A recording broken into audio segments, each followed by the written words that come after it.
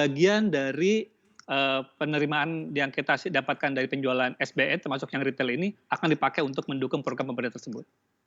Oke, nah salah satu tujuannya kan Pak dari penerbitan ORI atau obligasi retail ini adalah untuk memperluas basis investor kita ya Pak. Nah di tengah kondisi seperti ini, kira-kira gimana nih Pak tujuan ini bisa tercapai? Seberapa optimis pemerintah bahwa penerbitan ORI ini kemudian bisa mencapai tujuan tersebut?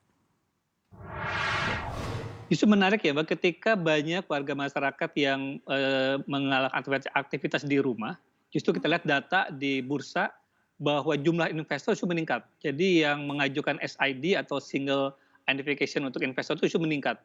Artinya justru ketika terjadi pandemi ini, masyarakat aktivitasnya terbatas, spending-nya juga terbatas, mereka punya space, dana yang bisa diinvestasikan.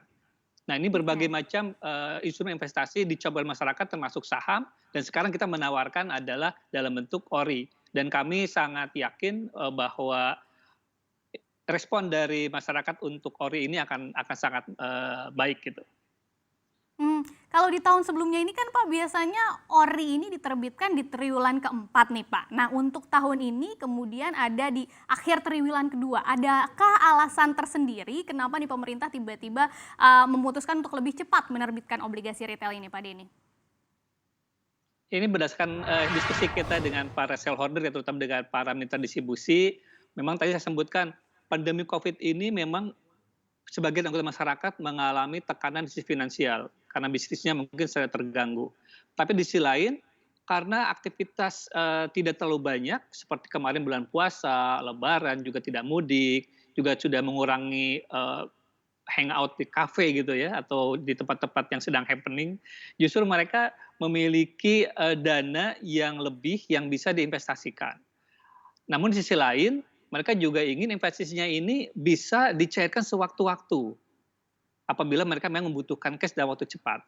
Nah, oleh karena itu maka kami mengubah yang sebelumnya akan menerbitkan surat SBR atau saving bond retail yang sifatnya tidak bisa diperdagangkan menjadi ORI. Nah, ORI ini menariknya adalah meskipun jangka waktunya 3 tahun jatuh temponya, tetapi bisa diperjualbelikan di secondary market. Sehingga ini cocok dengan keinginan investor yang ingin investasi yang aman dan menguntungkan, tapi sisi lain juga kalau butuh sewaktu-waktu bisa menjual di secondary market.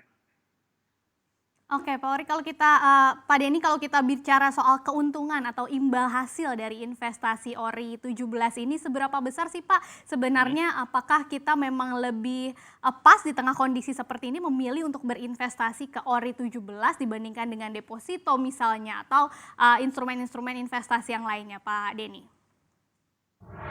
Baik, memang di dalam kondisi pandemi ini, di mana fluktuasi di pasar juga cukup, volatilitas cukup tinggi, tidak banyak instrumen investasi yang bisa menawarkan di satu sisi keuntungan, tapi juga di sisi lain rasa aman. Nah, Mhm. selain deposito yang sudah relatif memberikan imbal hasil yang tetap, salah satu yang bisa dipertimbangkan oleh investor adalah ORI.